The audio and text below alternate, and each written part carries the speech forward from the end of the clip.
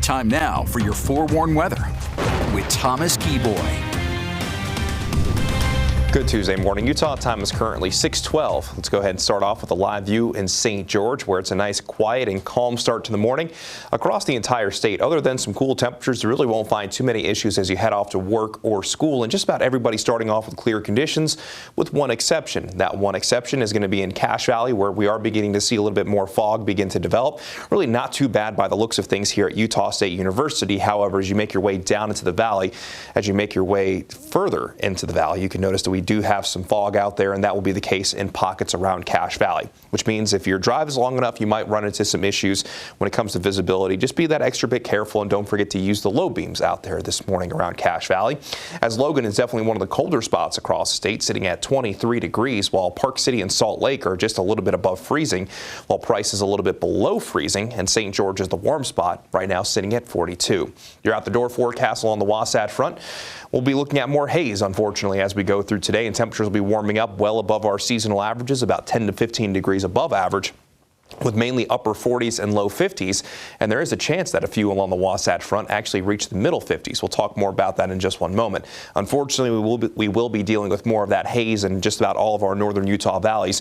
We'll be checking it with moderate air quality, so while it isn't necessarily the greatest, it isn't necessarily the worst. It will be noticeable when you look outside, though, especially by this afternoon. Daytime highs across the entire state will mainly be in the 40s and 50s, with St. George being the warm spot at 66. So just about everybody. Daytime highs about 10 to 15 degrees above average.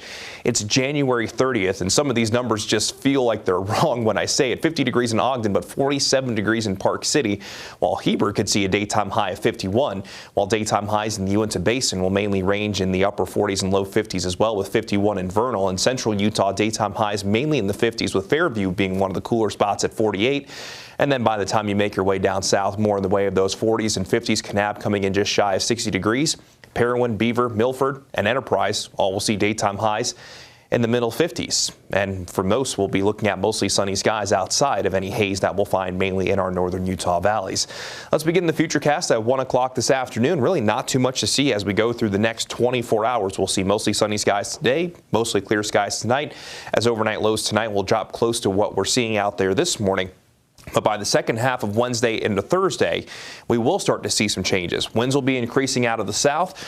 We'll be looking at temperatures that could be a little bit warmer tomorrow compared to what we find out there today. And then by Thursday, the chance of wet weather will start to increase. I think this forecast model is a little bit optimistic on our chances on northern Utah, at least through the first half of Thursday. Now, I do think Thursday will bring a pretty good chance of finding rain and snow down in southern Utah. And then by Thursday night into Friday, we'll likely be looking at a good chance of wet weather across the entire state. So this is likely going to start off in southern Utah, and because of that, the National Weather Service has already issued a winter storm watch for the southern mountains. That'll begin Thursday morning and will continue through late Friday night, as we could see a foot of snow being a possibility in the southern mountains, especially above 7,500 feet. Let's go ahead and begin the upper level Futurecast and walk you through the mechanics of what we're going to see over the next few days. High pressure has been keeping our weather quiet. As we go from today into tomorrow, that high pressure moves away to the east, and then we enter that more unsettled pattern with that first storm system arriving between Thursday into Friday. Then we could stay unsettled as we move into next week with daytime highs that will be closer to where they should be for this time of year. In St. George, it's middle 60s the next couple of days with increasing clouds tomorrow, then a good chance of rain showers Thursday and Friday.